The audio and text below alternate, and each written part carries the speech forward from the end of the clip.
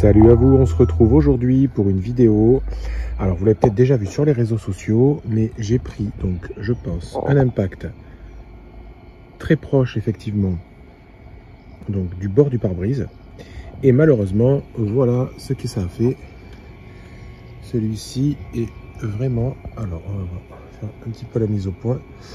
Donc voilà, on a le pare-brise qui est fissuré, donc dommage, hein, c'est le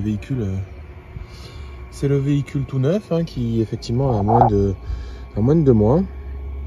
Bon bah après hein, je dirais qu'il y a plus grave, mais en tout cas ça ne m'était jamais arrivé dans les 2 années auparavant sur mes 3 anciennes Model 3. C'est la première fois que ça m'arrive, donc voilà, c'est à mon tour. Je vais vous montrer de l'intérieur ce que ça donne. Donc effectivement, pour le coup, c'est un peu gênant. On a roulé l'autre jour avec ça, et effectivement, c'est plutôt très gênant. Là on voit pas parce qu'on n'a pas le soleil en face, mais alors quand on a le soleil en face, en fait ça fait un espèce de reflet au niveau des yeux. Franchement bon, il faut faire avec. Alors je vous raconte la petite histoire. Ce qui se passe, c'est que, alors comment c'est arrivé, je ne vous le dirai pas parce que je n'en sais rien. Je n'ai pas d'informations, je ne sais pas comment le caillou est arrivé ici, je ne l'ai jamais entendu. Voilà, donc je suis pas le seul à conduire le véhicule, il y a mon épouse également, mais voilà, pour le moment en tout cas on n'aura pas eu plus d'informations que ça. Et puis ce qui s'est passé, c'est que dans un premier temps, je me suis un petit peu renseigné sur les tarifs. Alors vous me direz, ouais, mais les tarifs à la limite, tu t'en moques parce que dans tous les cas, c'est ton assurance qui paye. Ouais, effectivement, c'est vrai que je suis assuré, j'ai pas de franchise, donc sur le principe, à la limite, peu importe.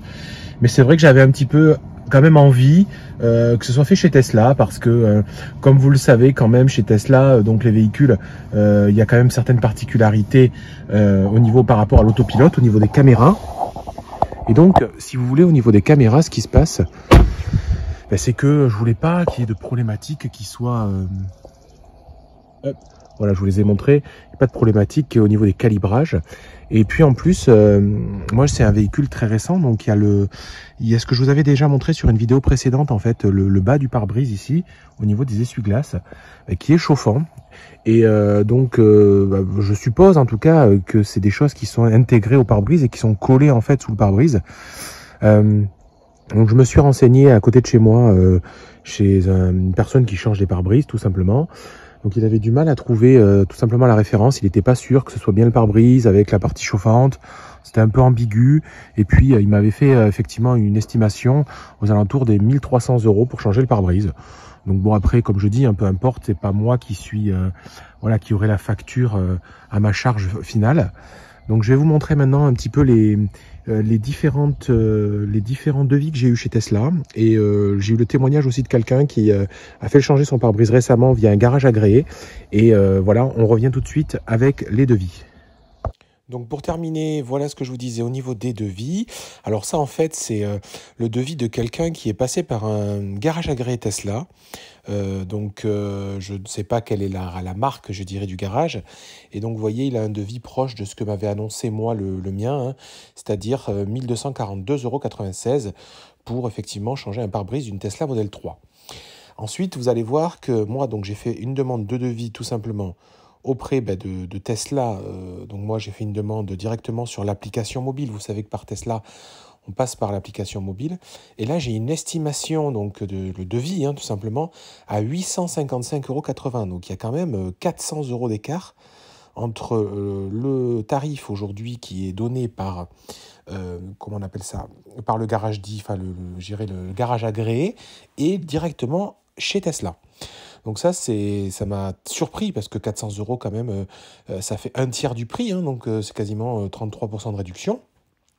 Et si on regarde même un petit peu plus, c'est même plus que ça, parce que là, si vous regardez, dans le prix de 855,81 €, il est inclus 70,83 €, donc 70,83 € de Tesla Rental Fee. Donc c'est effectivement en fait la location. J'avais demandé un véhicule de prêt, j'ai demandé un véhicule de prêt tout simplement pour pouvoir me déplacer ce jour-là, et en fait ils vous facturent le véhicule de prêt. Donc ça, bon, après certains diront oui c'est un peu abusé, Mais finalement, bon, en fait, vaut mieux qu'ils facturent en réalité tout ce qui se passe vraiment aujourd'hui sur le garage que plutôt de vous facturer 400 € de plus et vous dire qu'on vous offre le véhicule de prêt, en fait, vous l'avez largement payé.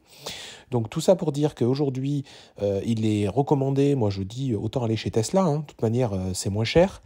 Donc même si c'est pas vous qui payez, mais bon, je suis désolé, mais bon, ça reste moins cher. Votre véhicule, il est fait directement chez Tesla. Si un jour, pour des raisons diverses ou variées, il y a un problème autre ou voilà, on ne sait jamais hein, ce qui peut se passer. On ne dira pas que c'est le réparateur agréé, certes, qui a fait une erreur, hein, parce que là, ça aurait été directement fait chez eux. Et donc, voilà mon expérience. Alors, juste une petite remarque, en fait, effectivement, je suis censé aller changer mon pare-brise. J'avais pris un rendez-vous initialement, mais malheureusement, compte tenu aujourd'hui de tous les retards qu'il y a avec les pièces détachées, ben, je me retrouve que je ne vais pas pouvoir encore le faire changer. Donc là, tout de suite, il va falloir attendre quelques jours de plus, car ils n'ont pas reçu la pièce à temps. Bon, ben ça, malheureusement, on peut pas trop en vouloir, je dirais, aux marques en général, parce qu'aujourd'hui, la situation est très complexe et on sait très bien qu'il y a des ruptures et des retards de livraison sur tous les matériaux voilà, qui ne sont pas fabriqués, on va dire, dans votre pays. Je doute que les pare-brises Tesla soient fabriqués en France. En tout cas, voilà, si vous avez une expérience à partager, n'hésitez pas. Si ça peut vous être utile, ben voilà, vous pouvez mettre un petit message en commentaire. N'hésitez pas à me suivre sur Instagram et sur Twitter. Je vous dis à très très bientôt et abonnez-vous au YouTube. Bye bye.